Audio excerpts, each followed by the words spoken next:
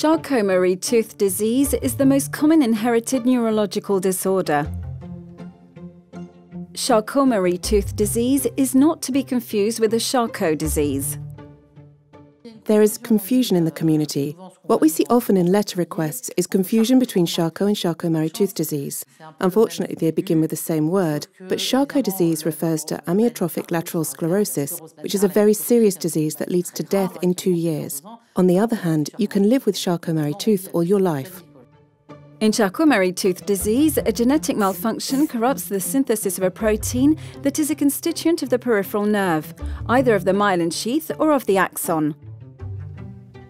There are many forms of Charcot-Marie-Tooth disease, each classified according to the gene responsible for the condition. Patterns of genetic transmission depend on the form. Onset of symptoms is most often in adolescence or young adulthood, but can occur at any age.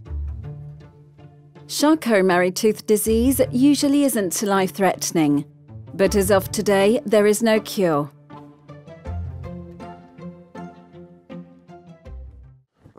Charcot-Marie-Tooth disease is a peripheral motor and sensory neuropathy. Patients often present with symptoms during adolescence or at a young age with minor stumbling, mild walking difficulties, running difficulties, trouble jumping, and above all is associated with dysmorphism. What does that mean? Pes cavus. The first symptoms started when I was very little. I started to walk on my toes and then would put my feet sideways. I was constantly tripping and falling. It is not only associated with gait disorders. Someone who stumbles, falls, is less enduring when running, worse at physical education, but is also associated with dysmorphism and pes cavus, claw toes, Achilles tendon retraction, a child who walks on their toes for a long time when they are 5 or 6 years old, and mild scoliosis. I always came in last at school when we had to run. I always finished last and walked poorly. It was clear that there was obviously something wrong. There can also be balance disorders, muscle cramp, or, as we said before, strange sensations in the hands and feet, tingling, a feeling of numbness, or not properly feeling objects when touching them.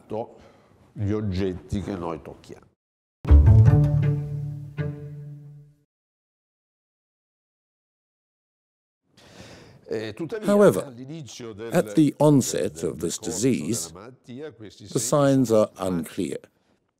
You may see only one specific conformation, for example, of the foot, such as pes cavus or hammer toes. What should be a red flag for doctors, apart from a child who falls and who can fall for X reasons, is deformed feet. Muscular atrophy, which is greater in the distal muscle, leads to a specific conformation. We call it an inverted champagne bottle, and it is something an attentive eye can catch. They are sometimes referred to an orthopaedist quite simply with the explanation that he was born like that, he has pes cavus. Then there will be a whole orthopedic period before someone says, well, in the end, isn't that another disease under there? Some even undergo surgery before even receiving a diagnosis.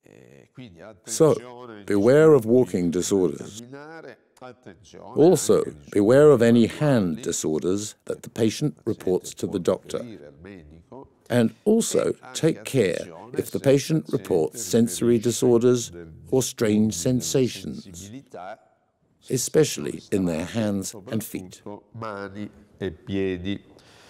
Then, if the doctor, general practitioner, or, above all, the general neurologist, makes use of a simple tool, the reflex hammer, they will find that there are no deep reflexes.